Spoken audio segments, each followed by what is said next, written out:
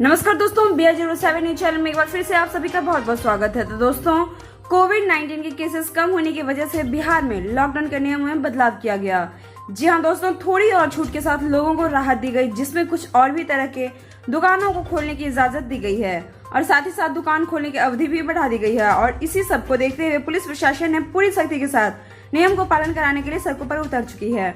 जहां लोगों ने कानून के विरुद्ध कार्य की, वहां कार्रवाई की गई। नए नियम के अनुसार अगर हम बात करें तो 2 बजे तक सभी दुकानें बंद हो जानी चाहिए, मगर कुछ दुकानें खुली हुई थी, जिसको देखते हुए दरभंगा टावर पर से लेकर गुदरी बाजार तक पुलिस ने पूरी सख्ती के साथ दुकान को बंद करवाया और लोगों को लॉकडाउन का मतलब बताया कि नियम 2 बजे मतलब 2 बजे दुकान बंद होनी चाहिए। तो दोस्तों, दरभंगा से जुड़ी तमाम खबरों के लिए आप हमारे चैनल के साथ बने रहें। तब तक के लिए घर पे रहें, स्वस्थ रहें, सुरक्षित रहें, अपना और अपने परिवार का ख्याल जरूर रखें। आपको हमारा वीडियो कैसा लगा कमेंट करके जरूर बताएं। साथ ही लाइक से सब्सक्राइब जरूर करें, प्रेस करें बेल आइकन ताकि हमारा अपडेट सबसे पहले पहुंचे आपके पास। शुक्रिया दोस्तों।